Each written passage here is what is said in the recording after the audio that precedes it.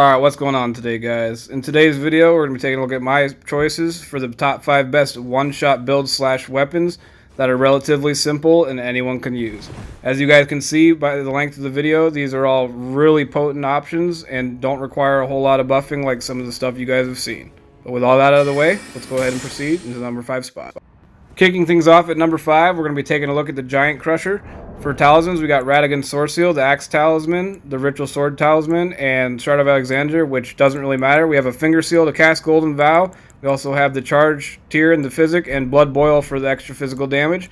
Going to go ahead and get into the buff routine here. All we're going to have to do is just drink the Physic. Going to go follow that up with Golden Vow, and then we're going to top that off with the Blood Boil Aromatic. We also have Royal Knight's Resolve on the Crusher just for the increased one-hit damage, so we're going to go ahead and throw that off. Run forward here and make sure you guys hold R2 for the full charge heavy, and here we go. One shot, no problem. That's going to wrap things up for the Giant's Crusher. Let's go ahead and move forward into the number 4 spot.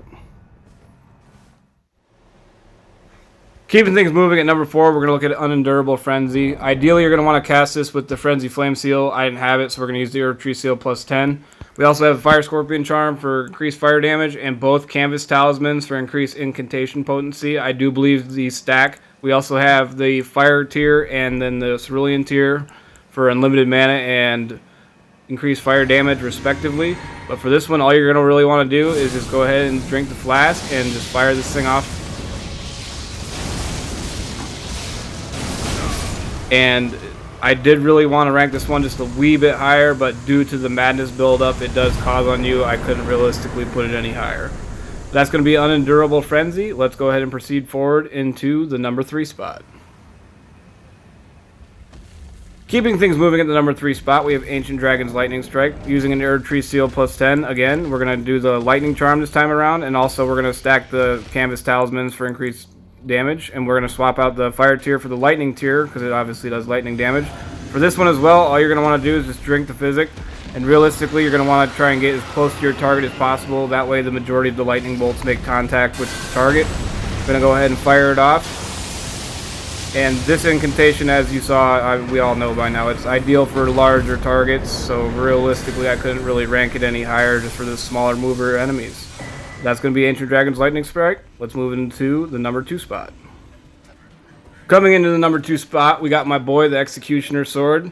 We're going to go ahead and use a plus 10 sword. We got a Finger Seal to cast Golden Vow. We got these 2 here to increase the Ash of War's damage. And we're going to use these 2 here to increase successive hits. These do stack. We also have the Blood Boil Aromatic for increased physical damage. And then an additional stack to the successive hits in the Physic. So here we go. Going to want to start things off with the Physic. Follow that up by casting Golden Vow. And go ahead and switch to your Blood Boil Aromatic, and that'll finish up the quick buff routine. I'm going to go ahead and two-hand the weapon. Make sure you guys get close to your target. It doesn't go very far. And go ahead and throw it. And that's easy. No problem. You guys know how I feel about this weapon by now. It had to make the list, and it's super buffable and super easy to use. Well, let's go ahead and wrap things up at the number 1 spot.